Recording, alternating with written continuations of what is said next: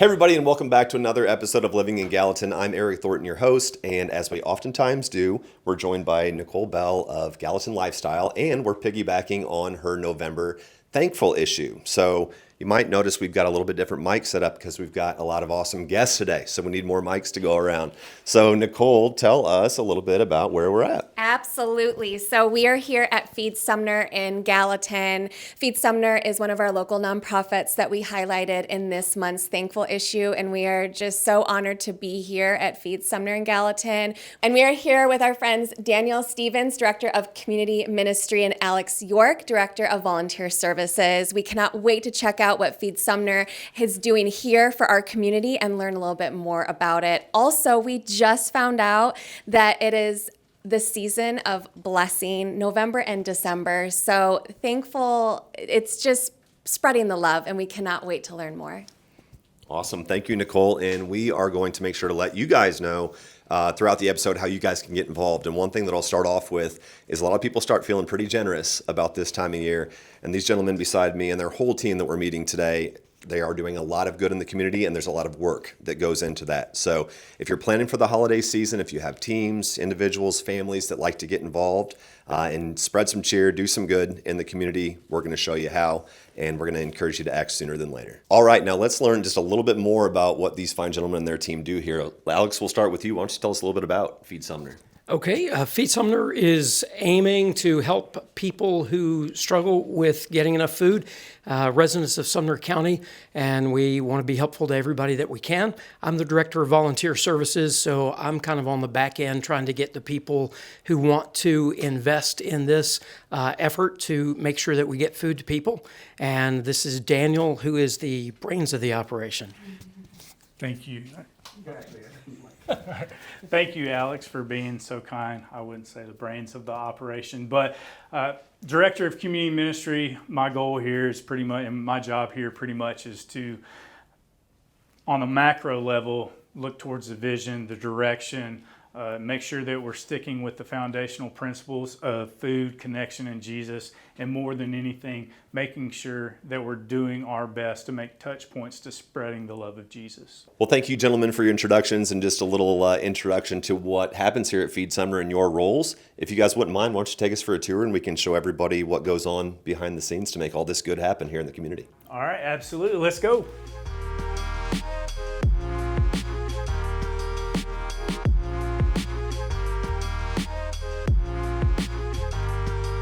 So this is our community ministry room. Right now you can see there's a ton of stuff in here. It doesn't always look like this. A lot of times it's almost completely empty. We do use this from time to time for our monthly distributions where we set it up where people can actually come in here and shop for extra food. But I'm gonna let Alex tell you a little bit more about why there's so much stuff in here. So right now we have pallets of food that's already packed for October, November, and December. Lots of boxes that are ready to roll for people that will come in and pick them up over the next 3 months. We also have a lot of empty boxes that are still to be packed before the end of the month. And then we have some pallets and boxes that we need to fill with donated food. This month we're going to have about 35,000 pounds of donated food coming in through people who have picked up bags at area schools and churches and organizations, and they're filling those and bringing us the food, and then we're going to sort that into boxes that will make holiday meals for people. So in addition to the 25 pounds of regular food they get each month, they get another box that's 15 pounds of holiday food just for their Thanksgiving or Christmas meal, and then we'll also give them Thanksgiving turkey, Christmas ham to go along with that. So lots of work that's still to be done in here.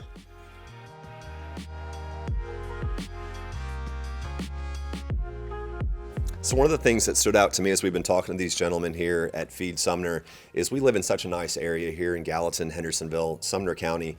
We look around us at all these nice things. We don't always realize how many folks are out there that are taking advantage of the services of Feed Sumner here.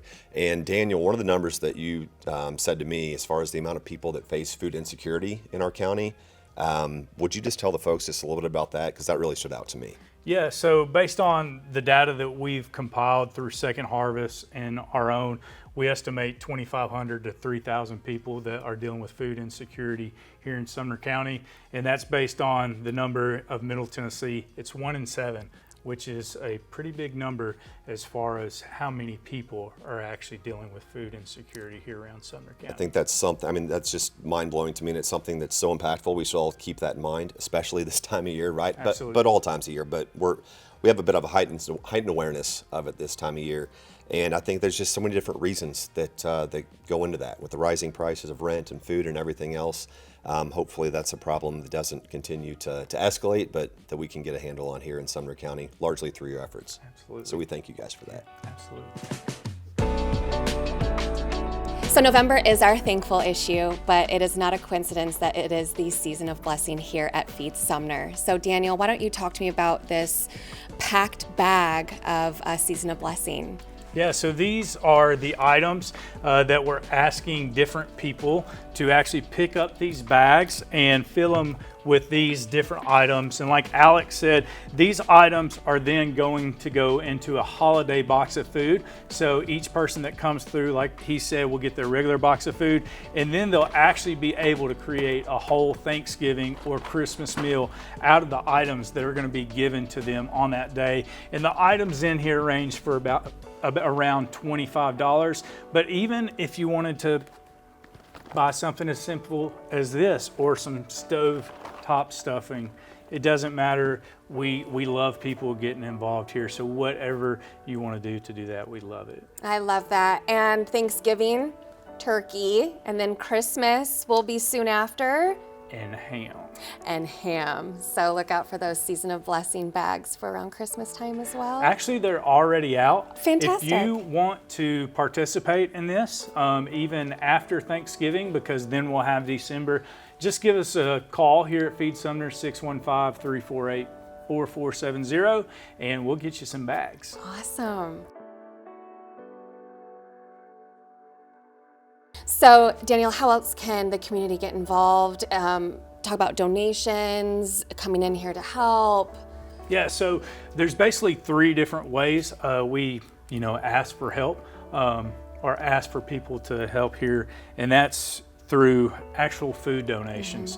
We take any kind of non-perishable food as long as it's in good order and it hasn't been compromised in any way.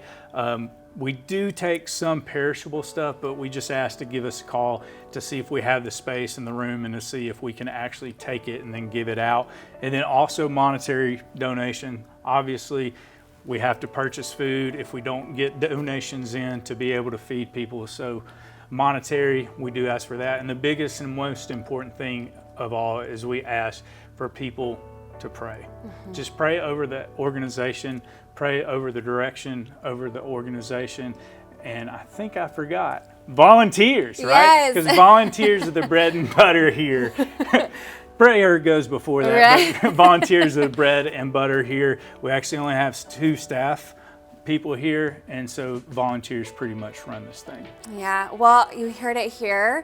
Volunteer, prayer, donating some perishable, but mainly non-perishable goods to help in this season of blessing, but at all times around the year as well. So Daniel, this seems like a gargantuan effort, for lack of a better word, to make all the things click here. And like you said, thankful for a lot of volunteers, but what are the systems? What all goes into making this happen? Yeah, so in here is just a very, very small portion of what we do. The warehouse is where the magic happens. That's where we store our food. That's where we pack our food. That's where we do pretty much our day-to-day type stuff to get ready to feed people out there. So you ready to go see? Yeah, man, let's go check it out. All right.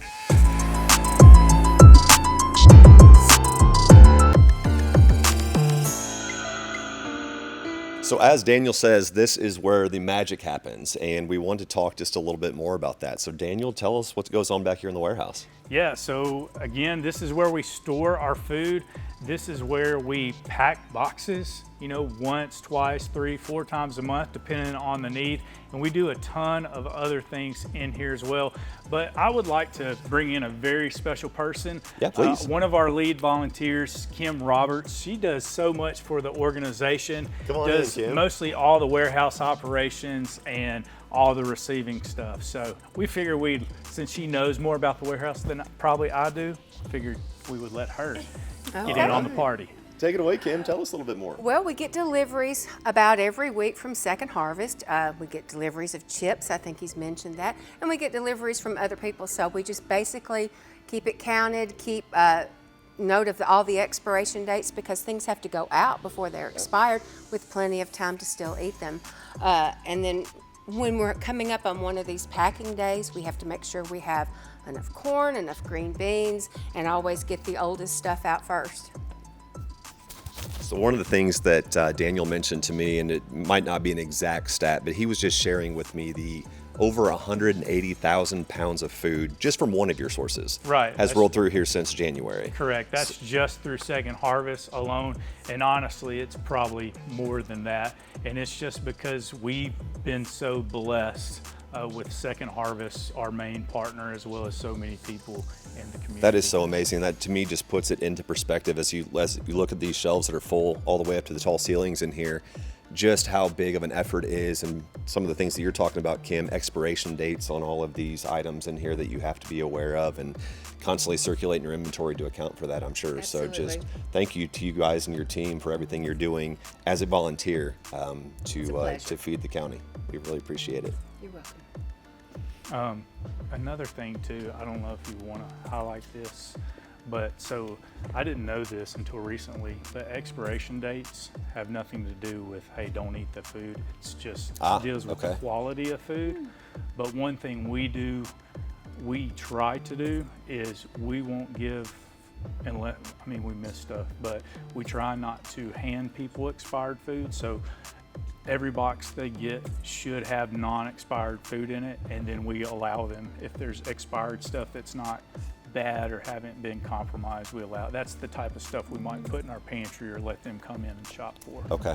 All right, Daniel, so we're going to take a walk through the warehouse here and tell us what your process is and what we're seeing here, and a little bit more of what you all do in this aisle here. Yeah, so actually this aisle and this aisle here are pretty much we call them our staple good items. These are the items that usually go into the box once a month. Also incorporate some items that we may not have every single month. And then this right here is our overflow. And this is just stuff that comes in that we may have to sit on a little bit until we can get it out and figure out how to get it out, that kind of stuff.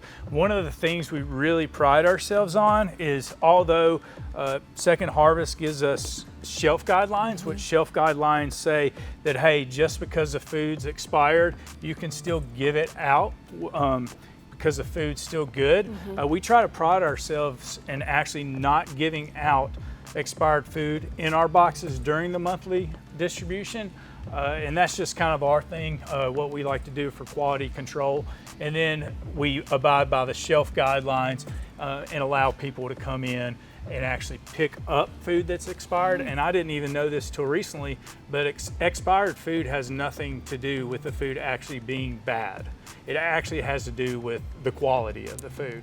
So, hey, if it's a week out, you're good to go, unless it's dairy. Probably don't, we don't do dairy, but non-perishable stuff, canned stuff like that, it's got a pretty long shelf life. I'm gonna have to come clean.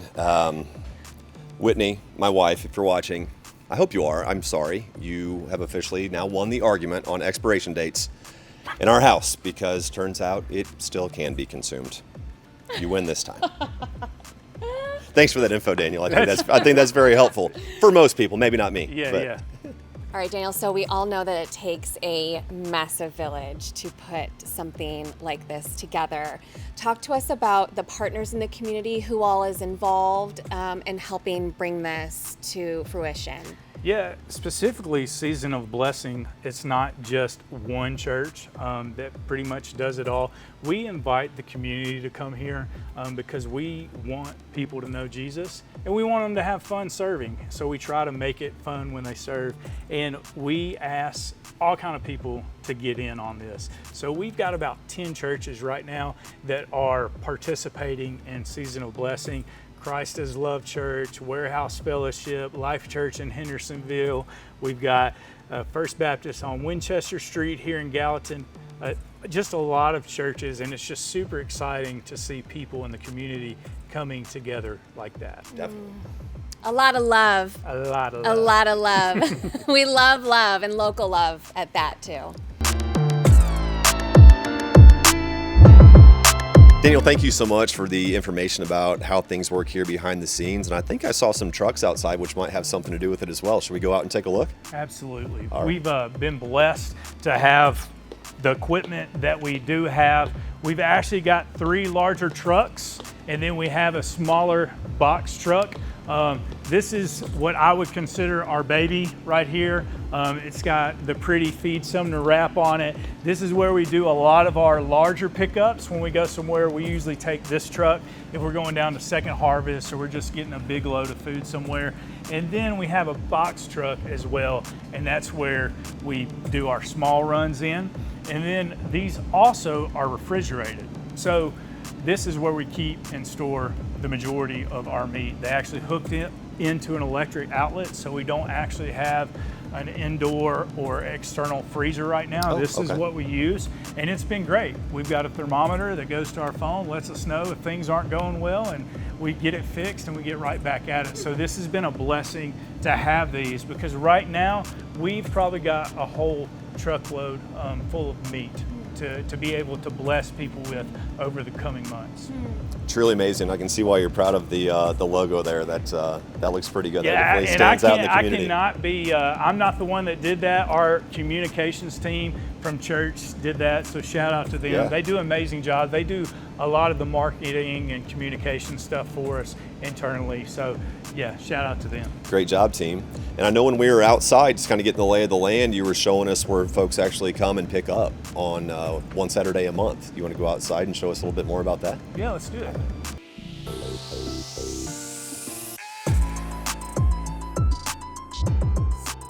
All right, so let's talk a little bit about the distribution process. How many families each month are you serving? How many people are coming through here? And what does that look like? Yeah, so over the last couple months, we've seen about a 20% increase in people coming here to Feed Sumner, specifically in our monthly distribution. We've given boxes to approximately 375 to 400 families. Wow. Just during our monthly distribution. Our monthly distribution is the second Saturday of the month, and we call it the best day of the month because it is the most exciting thing to be a part of, to get to serve these people here in our community. It's great. I love it. Those are some impressive numbers. Kudos to you guys. Yeah, thank you. So as we are standing out here by the trucks, tell us about the lineup that happens on that Saturday. What is it like? How are the feelings? Tell us about that, the whole process. Yeah, so the volunteers, they love it. They Okay. get here early in the morning, they're hanging out, they're talking, they're having coffee, and we do that for a reason because we want our volunteers to come and have a great time, right? And then we have our rally time, and then we come out here and we start serving people. And what we'll have is we'll have our registration team go out a little bit early. They'll go down the line, check people in. If they haven't registered before, they'll get them registered.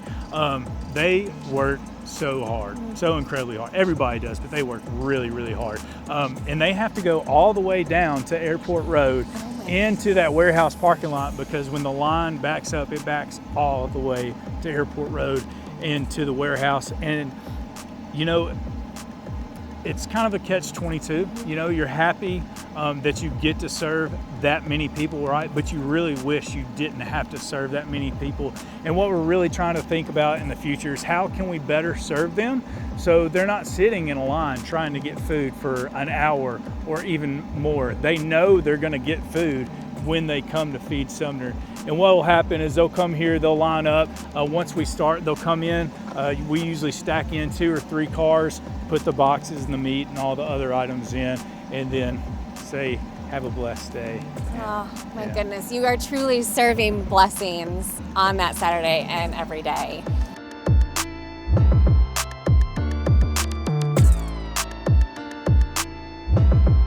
Well, staying on trend, we are so thankful that you tuned in for another episode of Living in Gallatin. I am thankful for my partnership with Nicole at Gallatin Lifestyle, and Daniel, thank you so much for your time. Before we go, I would love for the audience to learn more about where they can connect with both of you. So Daniel, why don't you start us off? Yeah, absolutely. If they want to connect, whether it's volunteering, they're a guest in need of some help, monetary donations, food donations, you can go to feedsumner.org to learn more about that.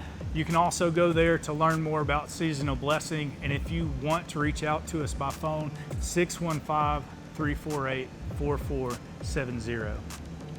Amazing. And you can find Gallatin Lifestyle at citylifestyle.com/Gallatin. You can also read about Feed Sumner and find their featured editorial right there in our November issue. And you can find us on Facebook and Instagram at Gallatin Lifestyle. Again, huge thank you to both of you. Thank you once again to everybody that tuned in. And if you want to learn more about Gallatin, if you enjoy what we're doing here, highlighting all the awesome things in our community, make sure that you please like, subscribe, share this Living in Gallatin channel with anybody who you think might find value. And until next time, take care.